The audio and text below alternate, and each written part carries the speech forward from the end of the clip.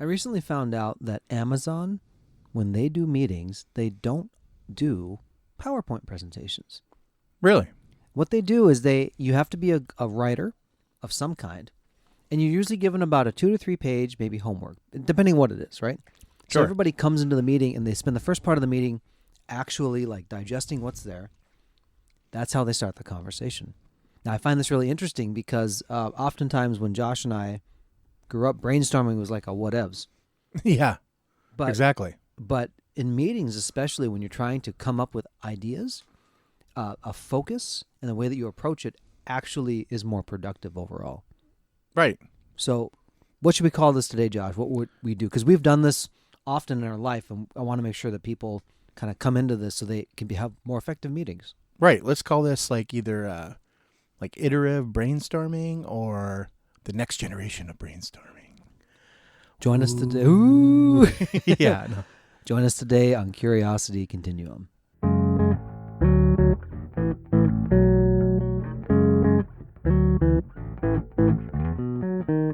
Hey everybody, this is Brian. And this is Josh. Welcome to Curiosity Continuum. We are a podcast and movement started by two lifelong friends whose mission is to guide you through a changing world by helping you level up your contextual awareness. We also help you sharpen your collaboration and problem-solving skills. Our conversations explore, examine, and reframe practical topics that help you learn something new and apply what you already know in a new way. If you find these conversations helpful, please hit subscribe on your favorite podcast app and rate us, and also leave a review so others can join the community. And you can always find us on curiositycontinuum.com and all of our social media. Thank you for tuning in, and let's start the conversation. So let's go back to our example in the introduction here. Yeah. So what happens oftentimes is people don't come in with any type of point of view. Correct. And so what happens is there's a lot of drift. Look, I can say this with 100% confidence. Not all ideas are created equal. Right. And we did this a lot, like when we learned to brainstorm, right?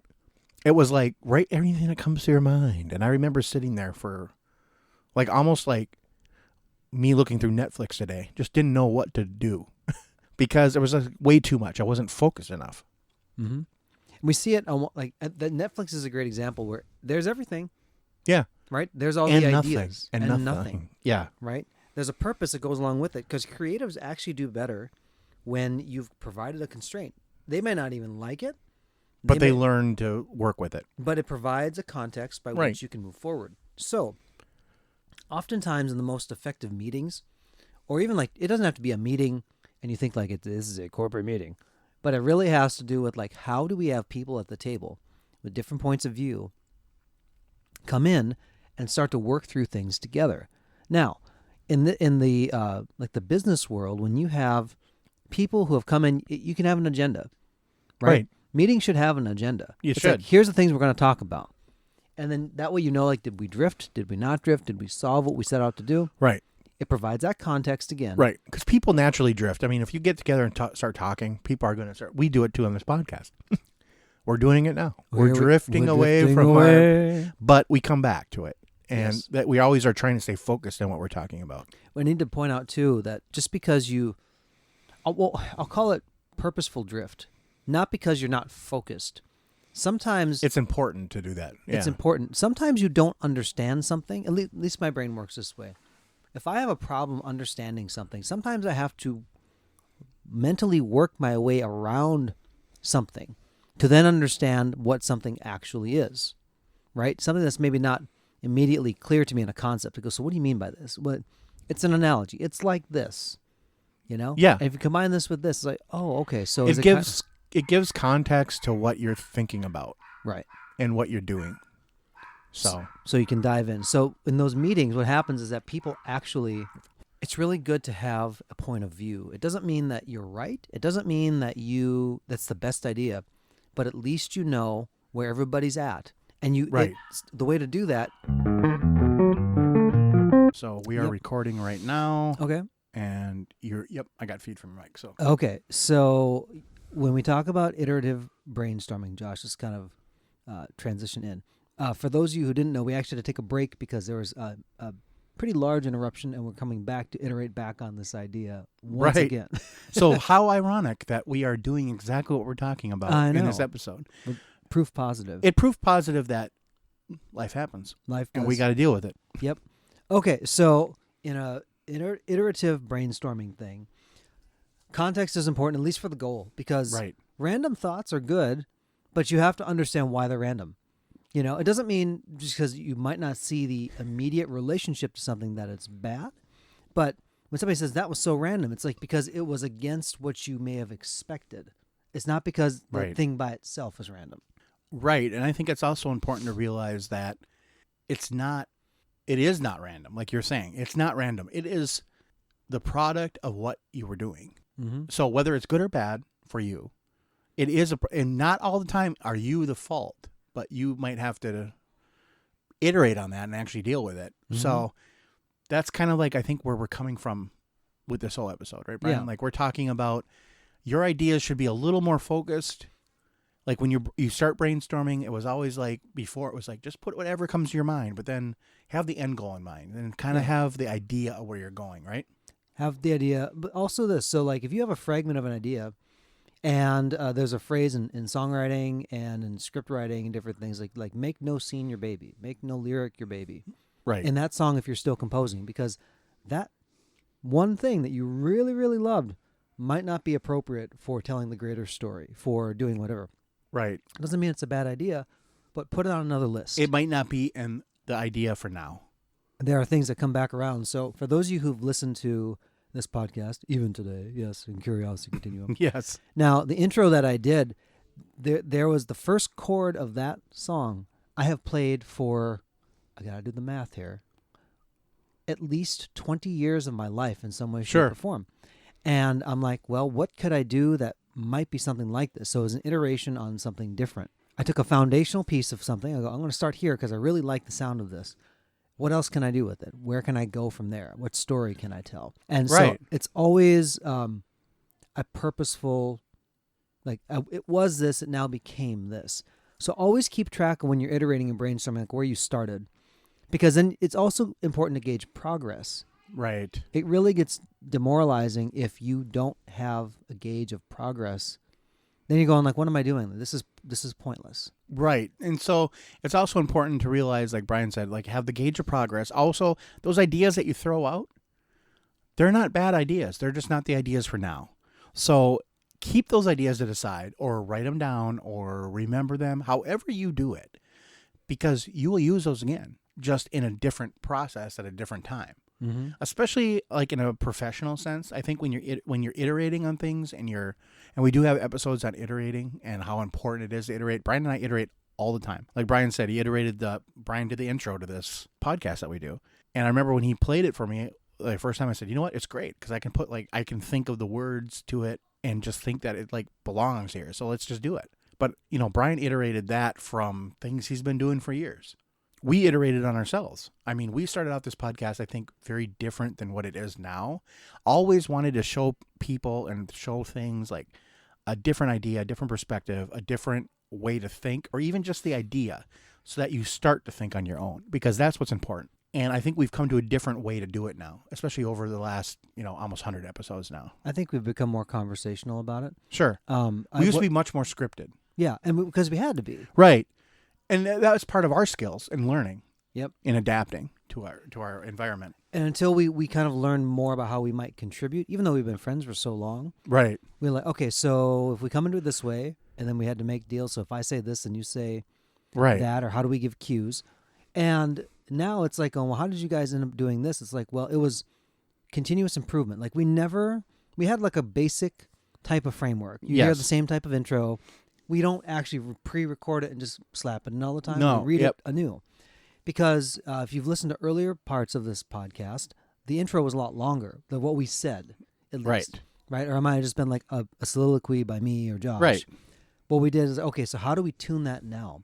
And we never wanted to be like, this is the consistent batch always. We have consistent things, but our goal is to always make the best podcast episode we ever have this time. And then the next time. And the next time. Right. And we're also always taking feedback. We take feedback from so many people, different people. You guys would be amazed. Like whoever has reached out to us, I know a lot of you guys obviously know who you are, but we do listen to you. So we love hearing feedback, good or bad. We take it. And, it's like, obviously sometimes if it's objectively bad or objectively good, I might look at it and Brian might look at it and say, this is not a problem because this is how we actually want to do this. Mm-hmm. But we still take that feedback and we still take that criticism and we iterate on it. That does happen, and that's okay. Mm-hmm. And that's fine. We don't have to take the criticism, but it's good to know what people are thinking. So let's practically go through that, Yeah. for example, just to kind of give you guys this is not going to be perfect by any stretch of the imagination, but part of the way we brainstorm is that we don't necessarily make a judgment call on the goodness or the badness or the awesomeness of something right away. We get it Right. out, and then let's let it sit for a moment. Yeah, We're not like I think this episode, we said something about like, let's just riff on iterating. Yeah. And Brian's like, how about like brainstorming? Or we said brainstorming, and then I said, how about iterating? And Mm-hmm. Brian's like, yeah, like how about like iterating on the brainstorming idea? And we started talking about like how we learned to brainstorm and how it was different. So we really narrow in very quickly. But I think because Brian and I have worked so much together in both personal and professional stuff, that we just kind of know how each other think. And it takes a little while to get that cadence, but you can do that on your own. Mm-hmm. And you should, what's helpful is to record yourself. Right. Because you go, did I say that? Or did Yeah. I think of that? There are so many good ideas that I never wrote down that just disappeared off the face of the Oh, I earth. know. And we have ideas that we text back and forth that I'm going to be honest with you. I'm not going 1,000 texts back to find these things. So they're gone. If they're not, They're gone. if I forever. don't remember them, they're gone. Yeah. They're in the ether. Now, if you hear Apple release a podcast of like some idea, go, that was our idea 1,000 texts ago. When you're doing this, so here's a for example. When Josh and I would, blah, blah, blah. This is actually going to be an edit point here, Josh. So sometimes too, the iteration process, we might just leave this in. You might just have to stop and go, wait, turn around. Right. Sometimes it's like, okay, I don't need to go that direction any further because I don't You're not finding use in it. finding use in it. Right. Yeah. Doesn't mean it's bad. It just means it's not working for this. Yeah. And there are episodes that Josh and I record that they're out of order the way that we record them. Sometimes we release them in a different order. Yes.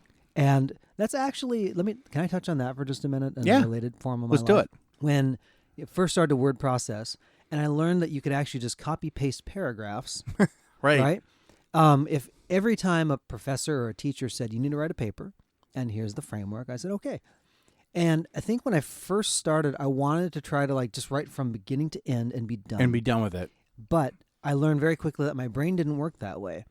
And what I wanted to do was just write a paragraph that sometimes strung to the next paragraph. But let's say that there were 8 paragraphs total. Oftentimes, the intro and conclusion would be kind of in the same spot. But the way that I wanted to mix it up in the middle, I knew where I wanted to begin and end. But then there was like this, well, if I put this here, does that support this point better or not? And what's nice about word processing is that you can just play with it and you can undo it really easily. But that allows you to kind of say, now if I just say it this way, does it impact me differently? Right. I think that's an important distinction. Yeah. Between iterating and does it help you? Yeah. I mean, what we're not doing is like we're not baking cookies that sell on the shelf. It's not like we're Right. making Chips Ahoy. We need it to be exactly the Right. same every single time. Right. We want just- a little bit of variety. And for like Brian and I, we want to follow a certain framework. So we have that framework in place. We follow that. We do that pretty much episode over episode. We do iterate on the framework sometimes. And that's a whole different process for us. And it's not a process we take lightly because we do know that everyone is kind of, they get used to a certain way you do things. Mm-hmm. And we like the way we do things on this podcast, especially, honestly, because we've iterated on it so much. Yeah. It's kept it interesting for us. Yeah. Um, And it's never boring. So, And we make sure that if we're not inspired by something, like we're not afraid to throw something out. Yeah. right. And I think that's important, too, to remember about iterating is don't worry about throw it out. You can incorporate it later. Like Brian said, don't make anything your baby. Don't make anything so personal to you that you can't get rid of it, especially in a creative field or when you're doing a creative endeavor, because that is the number one killer of what you're going to do. Because if people are stubborn and they sit on one idea, even though it might not be good or right for this project, they're going to sit on it. And when you do that, it's like Congress. You're just not going to get anything done. You're right. Because no one's going to move. No one's going to budge. No one's going to compromise. And sometimes I think you have to be the one to compromise, especially on your ideas. Agreed. Yeah. So I think that's probably a good place to put a comma, huh, Brian? Yeah. Until we iterate again. on the next podcast. Until next time, this is Brian And this is Josh. for Curiosity Continuum.